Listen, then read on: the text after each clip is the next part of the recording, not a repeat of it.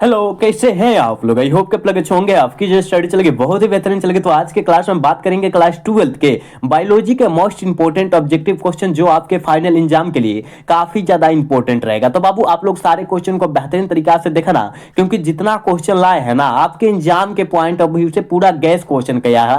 तो आप लोग अच्छे तरीका से सारे क्वेश्चन को देखना, कोई भी क्वेश्चन को न छोड़ना, ठीक है। जो बच्चे अगर बायोलॉजी को साइड से लिए हैं, जो बच्चे बायोलॉजी को मेन में लिए हैं, सारे बच्चे अवेलेबल क्वेश्चन को देखेंगे, ठीक है ना। तो चलिएगा बिना टाइम का क्वेश्चन की तरफ बढ़ते हैं। इससे पहले क्लास को लाइक नहीं किया तो क्लास को लाइक करके चैनल को सब्सक्राइब कर लेना है। समझ रहे हो बाबू? सारे बच्चे जो क्लास में नए हैं या पुराने, सारे बच्चे को करना है, ठीक है ना। और एक एक क्वेश्चन को जो है अच्छे तरीका से देखना, क्योंकि मान लो अगर एक क्वेश्चन देख लेते हो, दूसरा का क्वेश्चन छोड़ देते हो, तो क्या पता दूसरा का क्वेश्चन आ जाए, ठीक है ना। तो आपको जहां तक देखना है बेहतरीन तरीका से देखिएगा, शुरू से अंत तक देखिएगा, बेहतरीन तरीका से देखिएगा, क्योंकि कम समय में सारे क्वेश्चन को हम समाप्त कर देंगे। समझ रहे हो बाबू? ये याद रखना, सारे क्वेश्चन को अच्छे तरीका से देखना है तो देखना है, ठीक है। चलो एक एक क्वेश्चन को देखना है, ठीक है। इसका आंसर बतलाओ तो बाबू क्या हो जाएगा।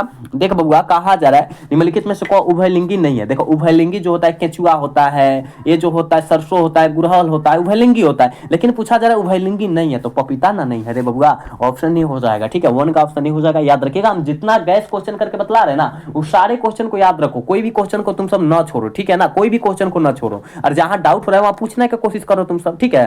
चल बबुआ अगला क्वेश्चन की तरफ बात करेंगे। और यहाँ 2 नंबर क्वेश्चन में देख बबुआ, कहा जा रहा है बिना निषेचन के पौधे का उत्पादन किनके द्वारा किया जाता है। बिना निषेचन के पौधे का उत्पादन किनके द्वारा किया जाता है, जल्दी से बतला दो। तो कहिएगा सर हम जानते हैं, ये जो किया जाता है कायिक प्रवर्धन के द्वारा किया जाता है। बिल्कुल ऑप्शन सी हो जाएगा, समझ लो ना। 2 का ऑप्शन सी हो जाएगा, याद रखना है, सारे क्वेश्चन को याद रखना है, ठीक है। लेकिन क्लास को लाइक करते चल रहा है, जितने बच्चे जुड़ रहे हो क्लास को लाइक करते रहो, ठीक है। चल बबुआ अगला क्वेश्चन का आंसर बतलाओ तो क्या हो जाएगा। देख बबुआ, कहा जा रहा है वे परिवर्तन जो लार्वा को व्यक्ष में परिवर्तित कर देता है उसे हम लोग क्या कहते हैं। उसे हम लोग क्या कहते हैं, जल्दी बतलाओ तो। कहिएगा सर उसे हम लोग क्या कहते हैं, कायांतर कहते हैं। यानी ऑप्शन क्या हो जाएगा, सी हो जाएगा ना। 3 का ऑप्शन सी हो जाएगा, याद रखिएगा। देख बबुआ कितना इंपॉर्टेंट क्वेश्चन है, देख रहा है ना, बहुत इंपॉर्टेंट क्वेश्चन लाए हैं आप सबके लिए, ठीक है। तो कोशिश करना सारे क्वेश्चन को याद रखने के लिए। चल बबुआ इसका आंसर बतलाओ तो क्या हो जाएगा। देख बाबू कहा जा रहा है निम्नलिखित में से किसमें बाह्य निषेचन होता है। किसमें जो होता है बबुआ बाह्य निषेचन होता है, पता है बाह्य निषेचन जो होता है वो किसमें होता है। कहिएगा सर मेढक में बाह्य निषेचन होता है। बिल्कुल ऑप्शन नहीं हो जाएगा, 4 का ऑप्शन नहीं हो जाएगा, याद रखिएगा, ठीक है ना। क्लास को लाइक करते चलना है बाबू, इसमें कोताही नहीं करना है तुम सबको, ठीक है। चलो यहाँ जो है 5 नंबर क्वेश्चन में कहा जा रहा है, देख बबुआ कहा जा रहा है कि मनुष्य में युग्मकों में गुणसूत्र की संख्या जो होती है क्या होती है। देखो बबुआ 23 जोड़ा मारेगा, गलत हो जाएगा। 23 जोड़ा मारेगा, गलत हो जाएगा, क्योंकि यहाँ गुणसूत्रों की संख्या पूछा जा रहा है। आंख मुद कर 46 मारना है, ठीक है ना, क्योंकि संख्या जो हो जाएगा यानी पूरा के सब संख्या हो जाएगा ना। 23 दूना कितना होता है 46, यानी 46 को हो जाएगा। समझ रहे हो, ऑप्शन डी हो जाएगा, ठीक है। बी न मारना, नहीं तो गलत हो जाएगा, ठीक है, क्योंकि काफी बच्चे जो हम देख रहे हैं बी मार रहे हैं, ठीक है, तो बी नहीं मारना है।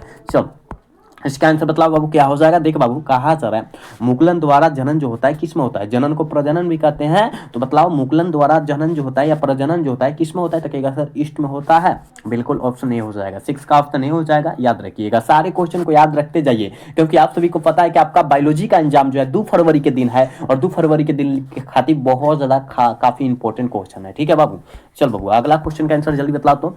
देख बाबू यहाँ जो है 7 नंबर क्वेश्चन में कहा जा रहा है इनमें से कौन सा कुट फल है, कौन सा जो है कुट फल का उदाहरण है, जल्दी बतलाओ। कहिएगा सर हम जानते हैं कुट फल जो होता है स्टेप होता है। बिल्कुल ऑप्शन डी हो जाएगा, 7 का ऑप्शन डी हो जाएगा, याद रखना है, ठीक है ना। एक एक क्वेश्चन को याद रखना है। चल बबुआ अगला क्वेश्चन का आंसर बतलाओ तो। कहा जा रहा है देख बाबू कहा जा रहा है ना भ्रूण कोश की सेंट्रल कोशिकाएं होती है, जल्दी बतलाओ तो। भ्रूण कोश की सेंट्रल कोशिकाएं क्या होती है। कहिएगा सर सेकेंडरी न्यूक्लियस होती है, यानी क्या हो जाएगा द्वितीयक केंद्र बोलते हैं, यानी ऑप्शन बी हो जाएगा। समझ लो ना, 8 का ऑप्शन करेक्ट बी होगा, याद रखना है, ठीक है। ये बाबू देख लो बहुत इंपॉर्टेंट क्वेश्चन हम ला रहे हैं रे बबुआ, तो तुम सब कोशिश करो सारे क्वेश्चन को याद रखने के लिए। जहां न बुझा रहा है वहां पूछो, लेकिन याद करो सारे बच्चे, क्योंकि जो लेट करेगा समझ लो ना उसका रिजल्ट जल्दी से लेट होगा, समझ जाओ। जल्दी नहीं आएगा वो भी लेट हो जाएगा, रिजल्ट में कमी हो जाएगा उसका। तो लेट नहीं करना है रे बबुआ, ठीक है ना। कोई क्वेश्चन को देखने में लेट नहीं करना है, सारे क्वेश्चन को रौंद जाना है, पूरा रौंद के देखना है, समझ रहे हैं ना। चलो इसका आंसर बतलाओ तो। कहा जा रहा है प्राग भीति होती है, चलिए बतलाओ बाबू प्राग भीति क्या होती है, पता है। जी सर हमको पता है, द्विस्तरीय होता है। ऑप्शन बी हो जाएगा। ठीक है, 9 का ऑप्शन बी हो जाएगा, याद रखिएगा। नेक्स्ट क्वेश्चन बाबू, यहाँ जो है 10 नंबर क्वेश्चन में कहा जा रहा है कि किसने सिद्ध किया कि कोशिका टोपीपोटेंट होती है। देख तो कितना इंपॉर्टेंट क्वेश्चन है बाबू, कि किसने सिद्ध किया कि कोशिका क्या होता है, टोपीपोटेंट होता है। तो आप कहिएगा सर ये जो है ना स्टीवार्ड, क्या स्टीवार्ड साहब ने किया था, यानी ऑप्शन डी हो जाएगा। समझ लो, 10 का ऑप्शन डी हो जाएगा, याद रखिएगा। याद रखना है तो याद रखना है, कोई भी क्वेश्चन को नहीं छोड़ना है तो नहीं छोड़ना है, समझ लो ना। जितना पढ़ेंगे बेहतरीन तरीका से पढ़ेंगे बाबू। इसका आंसर बतलाओ तो कहा जा रहा है गेहूं में परागन किनके द्वारा होता है, पता है? गेहूं में जो परागन होता है रे बबुआ, वो किनके द्वारा होता है पता है? कहेगा सर गेहूं में जो परागन होगा वो याद रखना क्या वायु के द्वारा होगा, यानी ऑप्शन ए हो जाएगा। ठीक है ना, ऑप्शन ए हो जाएगा, याद रखना है। ठीक है, याद रखना कमल में जो होता है कीट परागन होता है। ठीक है, चलो इसका आंसर बतलाओ तो बाबू, इसका आंसर बतलाओ क्या हो जाएगा। कहा जा रहा है कि एक प्रारूपी आवृत बीजीय भ्रूण कोश प्रायः हो, एक यह जो होता है एक क्या होता है, प्रारूपी आवृत बीजीय भ्रूण कोश जो होता है क्या होता है, 1 कोशिकीय, 2 कोशिकीय, 5 कोशिकीय, 7 कोशिकीय, क्या होता है? हमने यह क्वेश्चन तुम सबको बतलाया है रे बबुआ। ये जो होता है याद रखना 7 कोशिकीय होता है, ऑप्शन डी हो जाएगा। समझ लो ना, याद रखना ऑप्शन करेक्ट डी हो जाएगा 12 का। ठीक है, चलो नेक्स्ट क्वेश्चन का आंसर जल्दी से करो बाबू। यहाँ जो है कहा जा रहा है निम्नलिखित में से कौन भारी मात्रा में प्रोजेस्टेरॉन स्रावित करता है। प्रोजेस्टेरॉन हार्मोन को कौन भारी मात्रा में स्रावित करता है? कहिएगा सर पीट पिंड, जिसे हम लोग कॉपर्स ल्यूटियम कहते हैं। देख तो बाबू इंग्लिशों में लिखल है, ठीक है ना। ऑप्शन क्या हो जाएगा, सी हो जाएगा, क्योंकि पीट पिंड को सीधा लिख देगा हिंदी में करके कॉपर्स ल्यूटियम। तो घबराना नहीं है, थोड़ा सा भी घबराना नहीं है, समझ रहे हो ना। चलो नेक्स्ट क्वेश्चन का आंसर जल्दी बतलाओ। इसका आंसर बतलाओ तो बबुआ क्या हो जाएगा रे। कहा जा रहा है कोशिकीय अवस्था में भ्रूण क्या कहलाता है, जल्दी बतलाओ तो। कोशिकीय अवस्था में भ्रूण क्या कहलाता है? तो कहिएगा सर हम जानते हैं, आप कितना बात बतलाए हैं कि मरुल्ला कहलाता है। बिल्कुल ऑप्शन बी हो जाएगा। ठीक है, 14 का ऑप्शन बी हो जाएगा, याद रखना है। चल बाबू का 15 नंबर क्वेश्चन का आंसर जल्दी बतलाओ तो। कहा जा रहा है कि सटोलीय कोशिकाएं सहायक होती है। सटोलीय कोशिकाएं जो होता है वो किसका सहायक होता है? कहिएगा सर हम जानते हैं सटोलीय कोशिकाएं जो सहायक होता है ना, याद रखिएगा कोशिकाओं के परिपक्वन में सहायक होता है। बिल्कुल ऑप्शन सी हो जाएगा, समझ रहे हो। 15 का ऑप्शन क्या हो जाएगा, सी हो जाएगा, याद रखना है। एक एक क्वेश्चन को तुम सबको याद रखना है। ठीक है, चलो इसका आंसर बतलाओ क्या हो जाएगा। जिब्रेलिन क्या है, जल्दी बतलाओ तो बाबू। जिब्रेलिन एक प्रकार का क्या है बबुआ, हार्मोन है। ठीक है, ऑप्शन क्या होगा, ए हो जाएगा। 16 का ऑप्शन ए हो जाएगा, याद रखिएगा। ठीक है, चल बबुआ नेक्स्ट क्वेश्चन का आंसर जल्दी से कर तो क्या हो जाएगा। कहा जा रहा है, देखो कहा जा रहा है ना, स्त्रियों में रजोनिवृत्ति की उम्र होती है। स्त्रियों में रजोनिवृत्ति की उम्र जो होती है कितनी वर्ष की होती है, पता है? पता है तुम सबको? कहिएगा सर हमको पता नहीं है, तो याद रखना 50 वर्ष तक होती है। ठीक है ना, यानी ऑप्शन सी हो जाएगा, समझ रहे हो ना। ऑप्शन क्या हो जाएगा, 17 का सी हो जाएगा, याद रखना है। ठीक है, नेक्स्ट क्वेश्चन 18 का आंसर जल्दी बतलाओ क्या हो जाएगा। देखो बाबू कहा जा रहा है जननांग मस्सा किनके द्वारा फैलने वाला एसटीडी रोग है।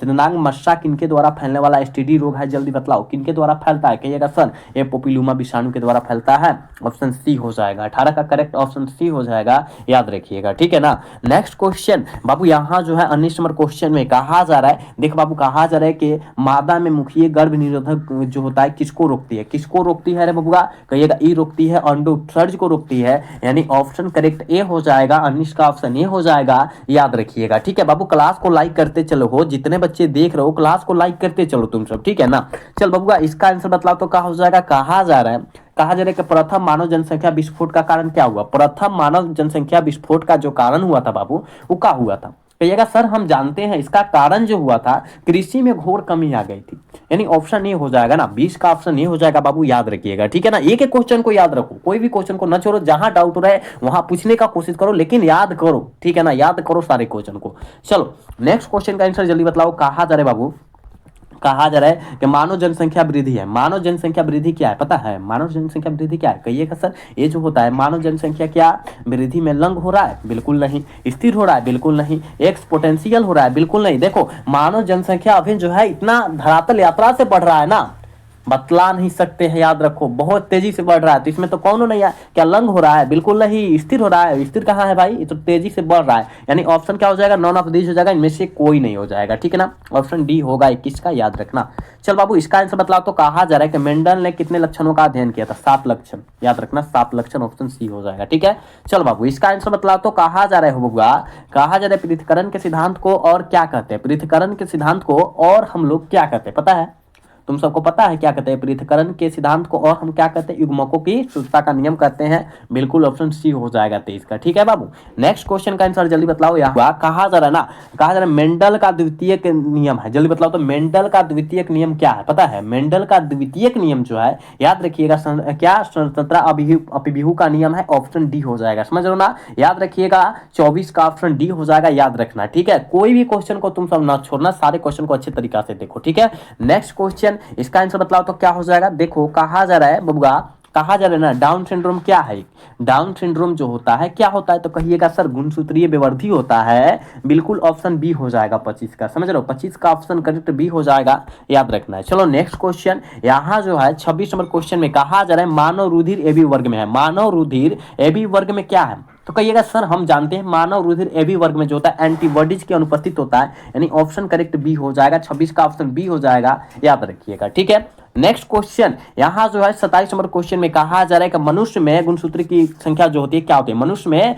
गुणसूत्रों की संख्या जो होती है क्या होती है, जल्दी से बता दो क्या होगा रे बाबू। तो मनुष्य में गुणसूत्र यानी पुरुष की बात किया जा रहा है तो 44 प्लस एक्स वाई होगा, बिल्कुल ऑप्शन बी हो जाएगा। अगर लड़कियों की स्त्रियों की संख्या पूछता तो 44 प्लस एक्स मारता है, ठीक है ना, याद रखना है। ठीक है ना, ऑप्शन क्या हो जाएगा बाबू, बी होगा, इसका याद रखना है। ठीक है, जितना साइड से क्वेश्चन बतला रहा है उस सारे क्वेश्चन को भी याद रखना। इसका आंसर बतला तो क्या हो जाएगा, कहा जा रहा है यूरेसिल संबंधित है, यूरेसिल जो होता है वो किससे संबंधित है, कहेगा सर यूरेसिल जो होता है संबंधित होता है ना वो आरएनए से संबंधित होता है, बिल्कुल ऑप्शन ए हो जाएगा। 28 का जो बच्चा ऑप्शन ए टिक कर रहा है ना बिल्कुल सही हो जाएगा। ठीक है, चलो नेक्स्ट क्वेश्चन का आंसर जल्दी बतलाओ बाबू क्या हो जाएगा। यहाँ बाबू 29 नंबर क्वेश्चन में बाबू कहा जा रहा है कि आनुवंशिक कूट में कूट के लिए कितने कूट शब्द होते हैं, कितने कूट होते हैं, तो याद रखना 64। कितने कूट शब्द होते हैं तो कितना मारना है, कितने कूट शब्द होते हैं तो कहिएगा सर 3, और कितने कूट होते हैं 64, याद रखना, शब्द लग गया इसी तरह 3 हो गया है, समझ लो ना, याद रखना है। देख लो किस तरह बदल गया आंसर, ठीक है ना, अगर कितने कूट होते हैं तो 64 मार देना है। ठीक है, चलो इसका आंसर बतलाओ। कहा जा रहा है कि प्रतिकोडन या एंटीकोडन पाए जाते हैं, प्रतिकोडन या एंटीकोडन जो पाया जाता है वो किस में पाया जाता है, सारे बच्चे को पता है टीआरएनए में, है ना, टीआरएनए में पाया जाता है, बिल्कुल ऑप्शन बी हो जाएगा। ठीक है, याद रखना, इस सारे क्वेश्चन को याद रखना, कोई भी क्वेश्चन को तुम न छोड़ना। ठीक है, चल बबुआ 31 का आंसर बतला तो क्या हो जाएगा। कहा जा रहे हो डीएनए में इनमें से किसका आनुवंशिक पदार्थ है, डीएनए में इनमें से किसका आनुवंशिक पदार्थ होता है, कहिएगा सर हम जानते हैं ये जो होता है ना, याद रखिएगा बैक्टीरियोफेज का होता है, यानी ऑप्शन बी हो जाएगा 31 का, याद रखना है। ठीक है ना, चलो नेक्स्ट क्वेश्चन, यहाँ जो है बाबू 33 नंबर क्वेश्चन में कहा जा रहा है आरएनए से जो डीएनए बनता है उसे हम कहते हैं, आरएनए से जो डीएनए बनता है उसे हम लोग सीडीएनए कहते हैं, याद रखना, सीडीएनए कहते हैं, याद रखना है, ऑप्शन डी हो जाएगा। ठीक है ना, 32 का ऑप्शन डी हो जाएगा, याद रखिएगा। ठीक है, चलो नेक्स्ट क्वेश्चन का आंसर बतलाओ तो क्या हो जाएगा। कहा जा रहा है बबुआ, सेटेलाइट डीएनए निम्नलिखित में से किसका एक उपयोगी साधन होता है, सेटेलाइट डीएनए किसका एक उपयोगी साधन होता है, तो क्या हो जाएगा इसका आंसर 33 का, कहिएगा सर ये विविध विज्ञान का होता है जिसे हम लोग फ्लोरेसिस विज्ञान कहते हैं ना, फ्लोरेसिस विज्ञान कहते हैं, याद रखिएगा। ठीक है, ऑप्शन बी हो जाएगा। देखो तो फ्लोरेसिस विज्ञान लिखा है ना, याद रखना। यहाँ जो है बाबू, यहाँ जो है कहा जा रहा है 34 नंबर क्वेश्चन में कि समकार्य संरचनाएं किसके परिणाम स्वरूप होता है, किसके परिणाम स्वरूप होता है, जल्दी से बता दो तो कहिएगा सर अभिसारी विकास का, बिल्कुल ऑप्शन बी हो जाएगा, समझ लो ना, 34 का करेक्ट ऑप्शन बी होगा, याद रखना है। ठीक है बाबू, नेक्स्ट क्वेश्चन, यहाँ जो है 35 नंबर क्वेश्चन में कहा जा रहा है जावा कपी मानव की कपाल क्षमता जो होती है क्या होती है, तो कहिएगा सर 900 सीसी होता है। ठीक है ना, 900 सीसी होता है, याद रखना। ठीक, ऑप्शन करेक्ट ए हो जाएगा, 35 का ऑप्शन ए होगा, याद रखना है। ठीक है, चलो नेक्स्ट क्वेश्चन, यहाँ जो है बाबू 36 नंबर क्वेश्चन में कहा जा रहा है कि प्रथम स्तनधारी किस युग में दिखाई पड़ती है, प्रथम स्तनपायी जो होता है किस युग में दिखाई पड़ता है, तो कहिएगा सर ये जो है 3AC में पड़ता है, ऑप्शन बी हो जाएगा, समझ लो, 36 का ऑप्शन बी हो जाएगा, याद रखना। ठीक है, चल बबुआ इसका आंसर बतलाना क्या हो जाएगा, बहुत ज्यादा खास क्वेश्चन है बबुआ। कहा जा रहा है कि ट्रिटिक्सम, क्या ट्रिटिक्सम एंटीवम क्या है, क्या है बबुआ, तो कहिएगा सर ई जो है ना, याद रखिएगा, ई जो है याद रखना है क्या है, हेक्सापोलाइड है, ऑप्शन क्या हो जाएगा, सी हो जाएगा, 37 का ऑप्शन सी होगा, याद रखिएगा, करेक्ट सी होगा रे बाबू। ठीक है, चलो इसका आंसर बतलाना क्या हो जाएगा, इसका आंसर बतलाओ। कहा जा रहा है हो इनमें से कौन सा रक्त समूह सार्वभौमिक दाता है, मतलब सब किसी को अपना रक्त दे सकता है, तो ग्रुप ओ है बबुआ, का है ग्रुप ओ है, याद रखना। ओ कहा दिया है, देखो ऑप्शन डी में ही दिया है, ऑप्शन डी हो जाएगा, समझ लो, सब किसी को दे सकता है लेकिन सब किसी से नहीं ले सकता है ब्लड, ठीक है ना, याद रखना। चलो बाबू इसका आंसर बतलाओ तो 39 का आंसर क्या हो जाए कि कई लक्षणों को प्रभावित करने वाला जीन कहलाता है। कई लक्षणों को प्रभावित करने वाला जीन जो कहलाता है वो क्या कहलाता है, पता है?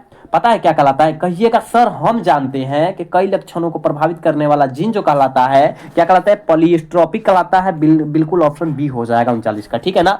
नेक्स्ट क्वेश्चन बाबू, यहाँ 40 नंबर क्वेश्चन में कहा जा रहा है कि सैटेलाइट डीएनए का एक उपयोगी साधन है। सैटेलाइट डीएनए का एक उपयोगी साधन क्या है रे बबुआ? तो फोरेंसिक विज्ञान है ना।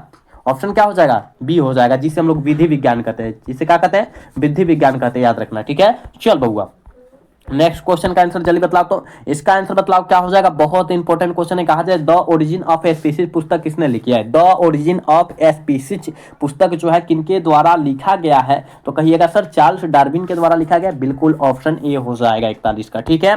यहाँ जो है 42 नंबर क्वेश्चन का आंसर जल्दी से बताओगे बाबू। कहा जा रहा है कि जीवन की रासायनिक उत्पत्ति का सिद्धांत किनके द्वारा बतलाया गया था? जीवन की रासायनिक उत्पत्ति का सिद्धांत किसके द्वारा बतलाया गया था? तो कहिएगा सर ये जो है ओरिन और क्या हल्डेन साहब के द्वारा बतलाया गया था। बिल्कुल ऑप्शन बी हो जाएगा 42 का, समझ रहे ना, बिल्कुल बी हो जाएगा। चलो नेक्स्ट क्वेश्चन 43 नंबर क्वेश्चन में कहा जा रहा है मिमिक्री के क्रमिक विकास में योगदान है। क्रमिक विकास में योगदान क्या है? आप कहिएगा सर हम जानते हैं पर परागण का है। बिल्कुल ऑप्शन बी हो जाएगा। 43 का ऑप्शन जो बचवा बी टिक करा बिल्कुल सही हो जाएगा। बाबू क्लास को लाइक करते चलना है, ठीक है ना, क्लास को लाइक करते चलना है। इसमें थोड़ा सा भी कोताही नहीं करना है, क्योंकि हम क्वेश्चन लाने में थोड़ा सा भी कोताही नहीं करना है। तो तुम सब क्लास को लाइक करने में काहे कोताही करे?